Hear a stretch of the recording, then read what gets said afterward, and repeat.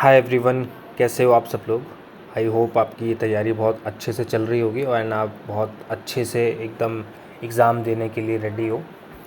तो आज हम कंटिन्यू करने वाले हैं पॉलिटी का एक और section which is vice president of India. तो कल हमने, अगर आपने लास्ट वीडियो पूरी देखी है तो कल हमने प्रेसिडेंट ऑफ इंडिया से जितने भी क्वेश्चंस आज तक बने हैं सब हमने कवर कर लिए थे उस वीडियो में, और एक ऑर्डर वाइज किए थे हमने कवर। जैसे प्रेसिडेंट ऑफ इंडिया क्या चाहिए होते हैं, there shall be a president of India, वो कौन होते हैं, देन उनके इलेक्शंस क्या होते हैं, तो उनका टेन्योर क्या होता है, तो वो सब हम ऑर्डर में किए थे हमने। ठीक है, तो आज भी हम सेम चीज़ करेंगे, सेम ऑर्डर फॉलो करेंगे, but for vice president of India. Also video start करने से पहले मैं बता दूं, ये जो सेक्शन है ये बहुत छोटा सा सेक्शन है, 8 से 9 आर्टिकल हैं इसके अंदर, बट इसमें से बहुत क्वेश्चंस बनते हैं, खास करके एसएससी एग्ज़ाम्स में। तो ये बहुत इंपॉर्टेंट सेक्शन है, मैं कहूँगा बहुत छोटा सा है, तो आप इसे बहुत अच्छे से पढ़ के और इससे काफ़ी मार्क्स ग्रैब कर सकते हैं अपने एग्ज़ाम में। ठीक है, तो ज़्यादा लेंदी नहीं रहेगा ये सेक्शन एंड ये वीडियो। मुश्किल से ये 8 से 10 मिनट का वीडियो जाने वाला है, तो 8 से 10 मिनट में आप 2-3 क्वेश्चन यहाँ से एक्सपेक्ट कर सकते हो अपने एग्ज़ाम में। ओके, तो बिना देरी करे स्टार्ट करते हैं। आर्टिकल 63। तो सबसे पहले मैं ऑर्डर रिवाइज कराता हूँ। जैसे कल हमने प्रेसिडेंट को बोला था कि प्रेसिडेंट कौन होंगे, पहला आर्टिकल हमेशा ये होगा कि there shall be this, there shall be that, मतलब जिसके बारे में हम बात कर रहे हैं उसके बारे में बताया जाएगा कि ये इंसान या ये पोस्ट होनी चाहिए। ठीक है, तो आर्टिकल 52 में भी बोला था कि there shall be a president of India, तो ऐसे ही आर्टिकल 16 में बोल रहे हैं कि there shall be a vice president of India. अगर ध्यान से देखो यही लिखा हुआ है यहाँ पर। ठीक है,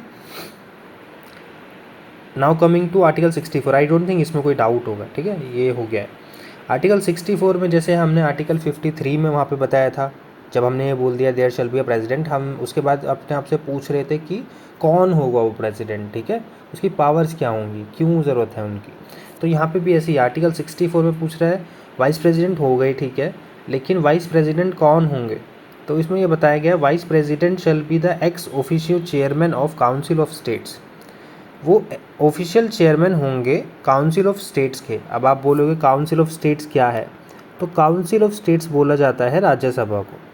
ठीक है, मैं लिख देता हूँ यहाँ पे, काउंसिल ऑफ स्टेट्स बोला जाता है राज्यसभा को। तो जो हमारे वाइस प्रेसिडेंट होंगे उनको कोई इलेक्शन की ज़रूरत नहीं है, उनको कोई किसी के अप्रूवल की ज़रूरत भी नहीं है, वो ऑटोमेटिकली हमारे राज्यसभा के जो हैं चेयरमैन बन जाएंगे, जो हमारे वाइस प्रेसिडेंट होंगे। ठीक है, तो ये भी हो गया। देन याद करो आप कि अच्छा एक और है आर्टिकल 65 भी है ये, कि और क्या होगा उनके पास।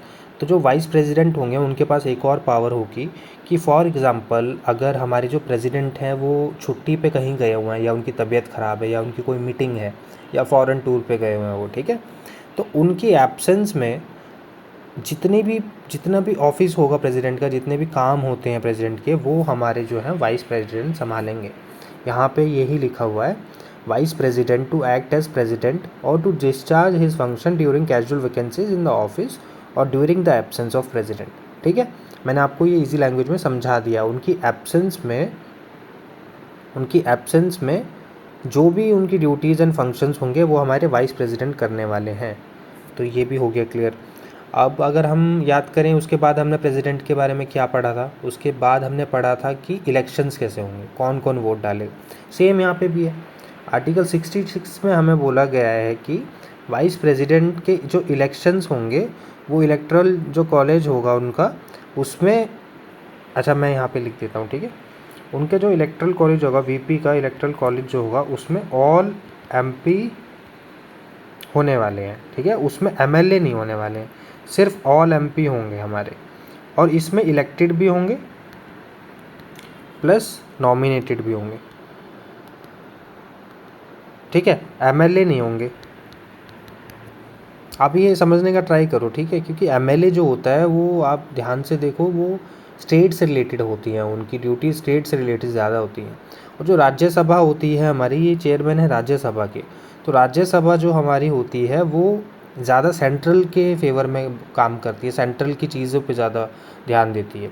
तो वहाँ पे सारे एमएलए होंगे, और इसमें जो 12 नॉमिनेटेड हैं वो भी होंगे, ठीक है, नॉट एमएलए, सॉरी, सारे एमपी होंगे और इसमें नॉमिनेटेड और इलेक्टेड दोनों होंगे। तो ये हमने यहाँ से पूरा कर लिया।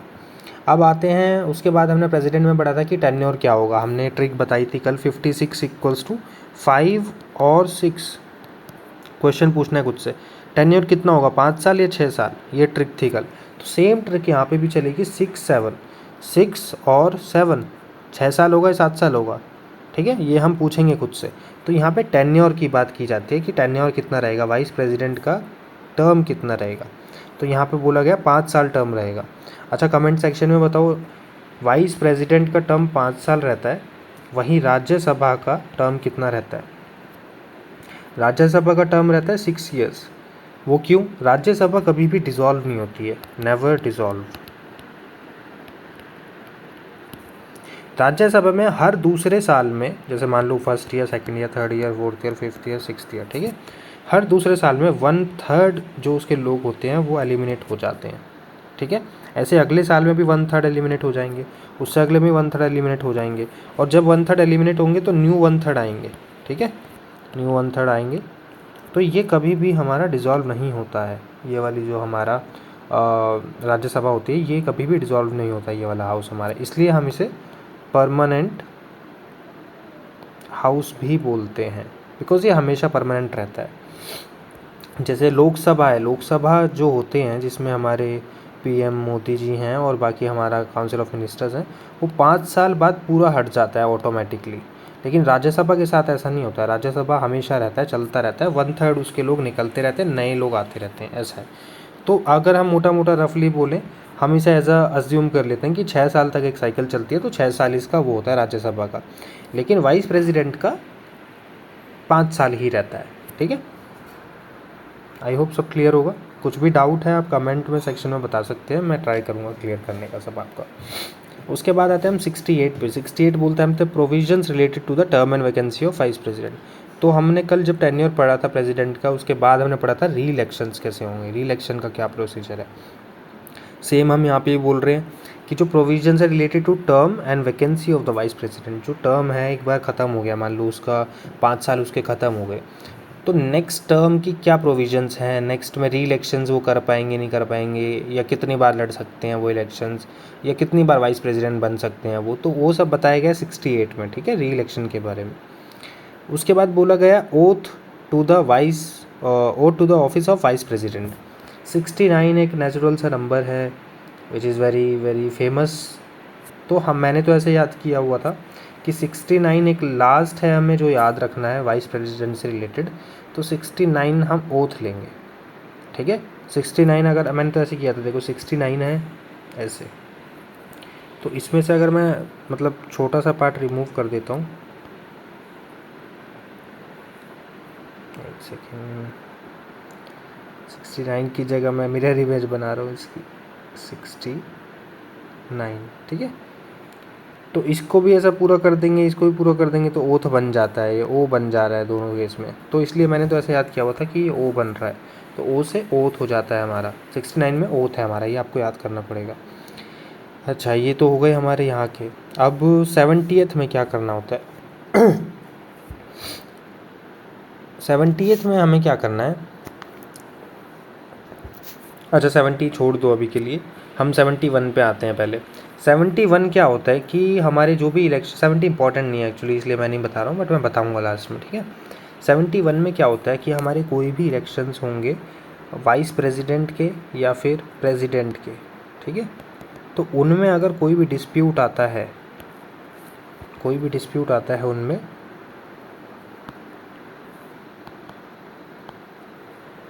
तो वो सुप्रीम कोर्ट देखेंगी उसे, उस डिस्प्यूट को सुप्रीम कोर्ट देखेंगे, ध्यान देंगे उस पर कि हाँ ये क्या हो रहा है और उसका रीज़न क्या हो सकता है। यहीं ये बोला गया है, matters and dispute related to connected with election of president और वाइस प्रेसिडेंट। तो ये ही बोला गया है कि इनके इलेक्शन के टाइम पे कोई भी डिस्प्यूट होता है या कुछ भी कन्फ्यूजन आता है, तो सुप्रीम कोर्ट जो है हमारा वो टेक केयर करेगा इन सब की चीज़ों को, ठीक है, और उन्हीं का जो फैसला होता है वो लास्ट होता है देखा जाए तो ये यहाँ पे 71 में बोला गया है। अब discharge of president function in any contingencies, ये उतना इंपॉर्टेंट है नहीं वैसे, बट मैं थोड़ा सा कॉम्प्लेक्स भी है ये, तो मैं बताने का ट्राई करता हूँ। इसमें बोला गया discharge of president functions in any contingencies, मतलब अगर कोई ऐसी सिचुएशन आ जाती है, ये प्रेसिडेंट के ऊपर है बेसिकली, कोई ऐसी सिचुएशन आ जाती है जिसका जो लॉ है वो नहीं लिखा गया है, ठीक है, तो उसमें प्रेसिडेंट की जो फंक्शन है, मतलब प्रेसिडेंट की कुछ पावर्स होती हैं, डिफाइंड पावर्स होती हैं कि प्रेसिडेंट ये कर सकता है, ये कर सकता है, ये कर सकता है। लेकिन अगर ऐसी सिचुएशन कुछ आ जाती है कि वो लिखा नहीं गया है कॉन्स्टिट्यूशन में कि ये इसके अलावा ये ऐसा सेक्शन बन गया, ये वाला पार्ट आ गया, एक और सिचुएशन आ गई जो लिखी ही नहीं गई है कि ये प्रेसिडेंट ध्यान देगा इसका, तो प्रेसिडेंट की जो पावर्स हैं वो बढ़ाई जा सकती हैं, उसे और पावरफुल बनाया जा सकता है। यही बोला discharge of president function in any contingencies, कोई ऐसी सिचुएशन बन जाती है जहाँ पे कोई आंसरेबल नहीं है और लिखा नहीं गया है कि कौन इसे संभालेगा, तो प्रेसिडेंट की जो पावर्स है तो वो बढ़ा के उस चीज़ को सॉल्व करने के लिए प्रेसिडेंट को बोला जा सकता है। इसका मतलब ये है, ये इतना इंपॉर्टेंट नहीं है, आज तक आया नहीं है ज़्यादा ये, बट स्टिल मैंने बता दिया आपको। तो ऑल इन ऑल हमारा ये कवर हो गया है वाइस प्रेसिडेंट का। एक बार हम क्विकली रिवीजन करने वाले हैं, जल्दी जल्दी रिवीजन करेंगे ताकि आप लोग को, आप भी मेरे साथ करिए सब लोग। 63 से हमारा होता है 64, 65, 66, 67, 68, 69, 70, 71, ठीक है। जल्दी जल्दी करेंगे, इसमें ज़्यादा टाइम नहीं लगाएंगे हम लोग, ठीक है। 63 में बोलता है there shall be a vice president, ठीक है। 64 में बोलता है कौन होगा ex officio chairman of Rajya Sabha. 65 में बोलते हैं एब्सेंस जो होंगी प्रेसिडेंट की एब्सेंस में सारी ड्यूटीज़ ये संभालेंगे, ड्यूटीज़ वीपी संभालेंगे। 66 में बोलता है कि जो उनका इलेक्टोरल कॉलेज जो होगा वो होगा ऑल एमपीज़। 67 में बोलता है टेन्योर जो इनका रहेगा, टेन्योर क्या रहने वाला है इनका। 68 में बोलता है री इलेक्शंस अगर होने लग जाए, पोस्ट खाली हो जाए तो क्या होगा उस केस में, ठीक है। 69 में बोलता है जो हमारी ओथ है, ओथ ऑफ वाइस प्रेसिडेंट, तो जो हमारी ओथ हुई है वाइस प्रेसिडेंट की वो प्रेसिडेंट दिलवाते हैं, एडमिन बाय प्रेसिडेंट। ये भी आया हुआ है क्वेश्चन, ठीक है, ये भी लिख लेना, अभी इंपॉर्टेंट है ये चीज़। 17th में वो बोलता है कि अगर कोई ऐसी कॉन्टीजेंसीज़ हैं, मतलब ऐसी कोई सिचुएशन बन गई है तो प्रेसिडेंट की पावर बढ़ाई जा सकती है, प्रेसिडेंट मोर पावर्स। 71 में बोला गया कोई भी इलेक्शंस होते हैं प्रेसिडेंट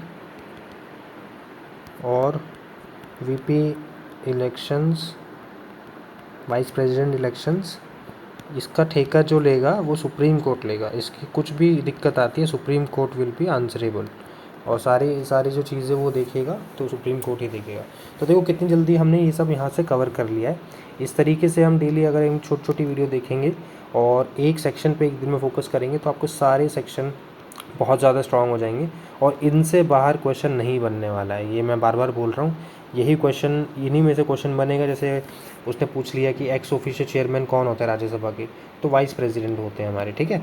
और इनकी एब्सेंस में, प्रेसिडेंट की एब्सेंस में कौन संभालता है कार्यकाल, तो वीपी प्रेसिडेंट वाइस प्रेसिडेंट संभालते हैं। इलेक्टोरल कॉलेज में कौन होता है, ऑल एमपीज़ होते हैं, ठीक है। उसमें पूछ लेगा एमएलए भी होते हैं क्या, बट एमएलए नहीं होते हैं इसमें, ठीक है। टेन्योर तो ईजी है, री इलेक्शन भी ईजी है।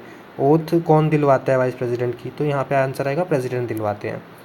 और इलेक्शंस जो होते हैं प्रेसिडेंट के वाइस प्रेसिडेंट के, उनमें कुछ दिक्कत आती है तो कौन टेक केयर करता है उसका, तो सुप्रीम कोर्ट टेक केयर करती है उसका, ठीक है। तो यहाँ से हमने आज अपना सेक्शन जो है वाइस प्रेसिडेंट का वो ख़त्म कर लिया है। और आप ये दो वीडियो प्रेसिडेंट और वाइस प्रेसिडेंट की दोनों वीडियो देखने के बाद अगर आपको कोई डाउट आ रहा है या कोई क्वेश्चन सोल्व नहीं हो पा रहे हैं, आप कोई भी क्वेश्चन लगा लो इनसे रिलेटेड। आगे वैसे जाके और भी आर्टिकल्स हैं कुछ कुछ जिनमें इनका जिक्र किया गया है, इनकी इनडायरेक्ट पावर्स का, वो हम टाइम के साथ सीखते रहेंगे सारी। लेकिन यहाँ तक अगर आपको कोई डाउट आ रहा है तो आप क्वेश्चन या फिर कोई भी डाउट को कमेंट सेक्शन में लिखिएगा, नेक्स्ट वीडियो में हम डेफिनेटली उस पर चर्चा कर सकते हैं, ठीक है। और सारे डाउट क्लियर कर देंगे ताकि आपको एग्ज़ाम्स में कोई दिक्कत ना आए। आज के लिए thank you so much for your time. बढ़िया से पढ़िए और बढ़िया से एग्ज़ाम दीजिए। Good night.